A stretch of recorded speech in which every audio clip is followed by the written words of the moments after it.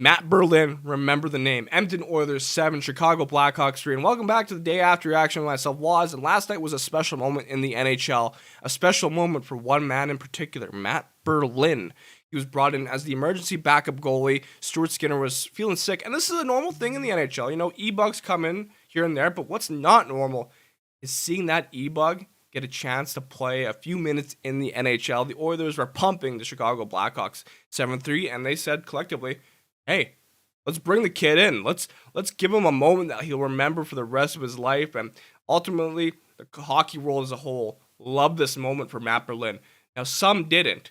And, you know, in the post-game press conference, Woodcroft, McDavid, they said, no disrespect to the Chicago Blackhawks. Well, some people on social media did think the same. It was 100% disrespect, says one user. Good luck trading for Kane or Taves now.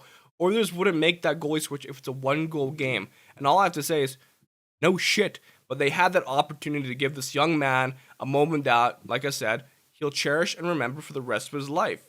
And it's just good on the Edmonton Oilers as a whole. You know, tons of respect. It was a class act. I don't think there's any, maybe some of the Blackhawks players felt slighted. Maybe some of them. But it's not going to matter in a week or two. And by the way, the Oilers don't play now until February 7th. And ultimately, there was a lot of great moments in this hockey game. Matt Berlin's moment obviously overshadowed everything, but Zach Hyman reached the 60-point mark for the first time in his career. Ryan Nugent-Hopkins also hit 60 points this season, and Evander Kane scored. His first goal since coming back from injury after that horrific incident in Tampa Bay, and also the Oilers won in the reverse retros. We finally won a game with these jerseys on. Thank God, because I'm a fan of the reverse retros. I know not everybody is, and that's fine. But the Oilers finish a record of 1-2-2 with the reverse retros. They won't wear it anymore this season. It's just that's kind of how the league is. They capped it at 5 games for the reverse retros. And one other thing to note about Matt Berlin. Thanks to the power of alphabetical order, Matthew Berlin is now the NHL's all-time save percentage leader. Human Torch mentioned that on Twitter. Shout out to him. And yeah, Matt Berlin, not only did he have that moment, he's also got a bit of a record to his name. So he also made that, one shot, one save. So it was just good on him. A few other things to note in this hockey game. This win caps off an excellent month of January for the Oilers.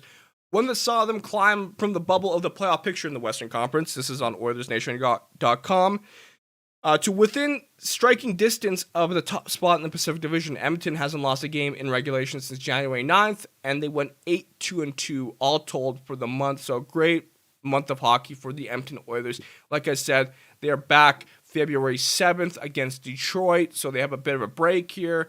They have a bit of a favorable schedule in February. But they also take on the Boston Bruins and then the Maple Leafs on March 1st. So some tough opposition is coming down their way, but those will be measuring 6 games. So all in all, we'll remember that moment for Matt Berlin. Shout out to him. It was an amazing moment. I remember I was walking back into my room with a glass of wine, and I'm like, holy shit, they're actually doing it. So I know prior to him coming in, they said on the broadcast, is Matt Berlin getting ready? So just credit the Edmonton Oilers for that fantastic moment. Thank you for tuning into the day after reaction. Myself was. Yeah. So don't forget to hit the OilersNation.com for more. Like, comment, and subscribe, and we'll see you next time.